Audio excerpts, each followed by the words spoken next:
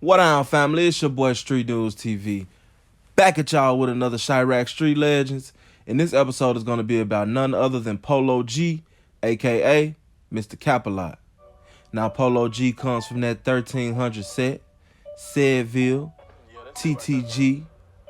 This is the area on the north side by the infamous Cabrini Green projects. Polo G is actually from the Marshallfield Gardens. For the most part, like I grew up in Marshallfield Gardens, but we all from that same area, basically. Okay, and is that area called Cabrini Green? Yeah. I'm from that 1300 block, I'm still the same, nigga. They know how I bleed, so this shit up in my veins, nigga. Always shouting out my block, cause bitch, that's where I started. Ahead of my class, yeah, I always been the smartest. They beef with a clique that goes by the name of OTE, or Only the End. They're predominantly in the Cabrini Green row houses. Now with Polo G, gangbanging is something that he actually didn't want to get involved in. He said that he was more interested in playing basketball. And as he got older, it's like it kind of just drew him in. And he gravitated more towards, you know, his guys and the things that they were doing on the block. And that's actually how Polo G got involved with gangbanging. But now when you listen to Polo G's music, Polo G actually has his own style. He doesn't sound like anybody. But his creativity when it comes to producing hits is damn near second to none in Chicago right now. This dude does so many numbers. I mean, it's crazy. And like, Polo G could take a remix or a beat that everybody else has got on, and he can get on it and it will just do numbers. Like, Polo G could take any one of those older beats. But he could take that Chiraq beat right now and he could drop something to that Chiraq beat, and I guarantee you it's gonna do over millions of views, because Polo G is just a dope ass rapper. Like, dude puts shit in perspective with his cadence and his metaphors in such a melodic style, to the point to where you don't really have no choice but to feel Polo G. And then another thing he does too, Polo talks about things that has happened around him and things that he's been through. And it's a lot of people around the world, not just in Chicago, that can identify with what Polo G's talking about, because it's some real shit. And I always say that real music, that timeless music that you can cut on 10 years from now, that music right there will never leave. Polo G has managed to transcend. What do I mean by transcend? Everything that we do in life and everything about nature, everything evolves. So I feel as though Polo G is one of the reasons why the drill music is evolving right now, because it's like, I'm still talking about killing your homies, I'm still talking about doing this and doing that, but I'm kind of like sing rapping it. This ain't just hardcore bars. This is actually, you know, me harmonizing what I'm doing. But it's still drill rap. Why is it drill rap? It's drill rap because what he's talking about in his music is drill rap and it's struggle music. Now, do I believe that every track that someone who's considered as a drill rapper does has to be put in that category? No. There's plenty of different categories. Just because you're considered as a drill rapper doesn't mean that you have to necessarily make all drill music. Polo Capalot, he's definitely a drill rapper. If you listen to that Never Cared remix that he did, he went crazy on that. And that's pretty much like drill rap, bro. I think that he just does it in a way kind of like Dirk. They do it in a way to where it's not as aggressive as drill rap, but at the same time, they still get their point across and the shit sounds very good. And even though Polo G is so young, mind you, he just turned 21 the other day. He also had a son not too long ago. Even though Polo G is so young, he understands business from bullshit.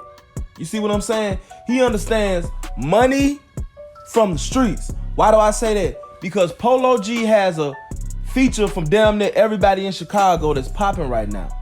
And some of those guys who he has features with are beefing with one another. But in all actuality, he's not even supposed to get caught up in that, like a lot of people do.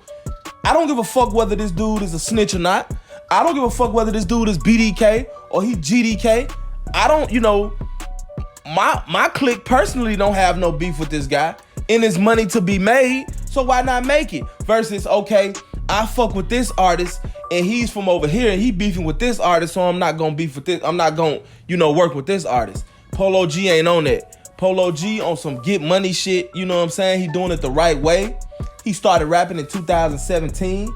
Some would say that he actually had a fast come up, but like he said in one of his interviews, it was hard work. So when you mix hard work with the fact that Polo G actually can rap, and then also add the fact that him harmonizing their own beats don't sound bad, like he actually could sing a little bit, he actually got a little tune to him, you get motherfuckers like Polo G. You see what I'm saying? Now, in all actuality, he's one of the smarter ones because he can extend his hand and reach out to damn near anybody in Chicago and do music with them. So he has no limits to how far he can go when it comes to the city of Chicago. So if Duck's the hottest rapper that's out in the city of Chicago right now, he had no problem with getting a feature with Duck. He had no problem with getting a feature with people like King Von and, Lil Durk and, people like this. Why? Because he didn't never get involved with that bullshit or pick sides in a war that he has no part in. And I notice a lot of youngsters are goofy enough to get caught up in that and close the door of the opportunity of business on themselves. Because this person right here, they 50, 60,000 is just as good as this person's 50, 60,000. And there's not enough money that you can pay me to cut off my water or burn this bridge down right here, because I don't know how our relationship gonna work.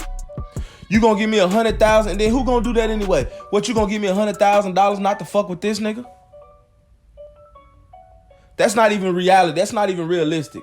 Motherfuckers ain't doing that. Motherfuckers is, hey, man, I'm into it with them, bro. Don't even fuck with him. You know what I'm saying? Going off word of mouth. But if it ain't about no money and shit, why should it even pretend to make sense? Because it doesn't. And me, myself, personally, I think that it's a lot of people that's rapping in Chicago or just, everyday living in Chicago that can learn from this young man. I really do. Because at the end of the day, he's putting business over pleasure.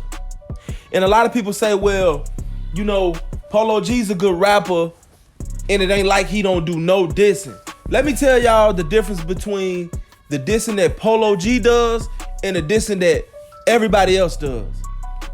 Rarely ever do you see Polo G naming a specific person or dissing a specific person. He always say the ops. He always says that he's GDK and all of this. You know what I'm saying? So in all actuality, you don't really know who he's beefing with. Just because he's GDK, that don't mean he's not cool with a bunch of GDs. That don't mean that the niggas that he roll with aren't GDs, which they aren't. The hood that Polo G comes from, it has vice lords and MCs. A lot of people want to know exactly what Polo G is. Honestly speaking, I've never heard him specifically clarify that. But a friend that was very close to me told me that Polo G is a CVL. Now, like I said, I'm not 110% sure about that, but I was told by a close friend of mine and a great source of mine that Polo G was CVL. And a lot of people say, well, he always stacking T's. He stacks T's for a guy that went by the name of Tim Tim. This is how the name TTG comes about. It stands for Tim Tim Gang. You see what I'm saying? So that's why he stacks T's. I know that for sure. But that's not even really important. What's important is that Polo G's out here doing his thing.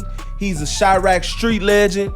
He hasn't been out that long. He's doing it, and he's doing the right way. He's doing it the right way, and I feel as though he's a great example of how a lot of people should be moving. Money is being made. No need to be out here doing dumb shit and tweaking off, man. So if it's one youngster that we can look at and we can learn from, it's Polo G. Shout out Polo G. Shout out TTG. Shout out the whole Cabrini Green area, man. It's your boy SNTV. I'm out. You don't necessarily have to be a superstar or a rapper or a basketball player to be a legend. You could be a legend within your community. You could be a legend within your family just out of being a good person. Like, anybody could die a legend. That's the point I was trying to make.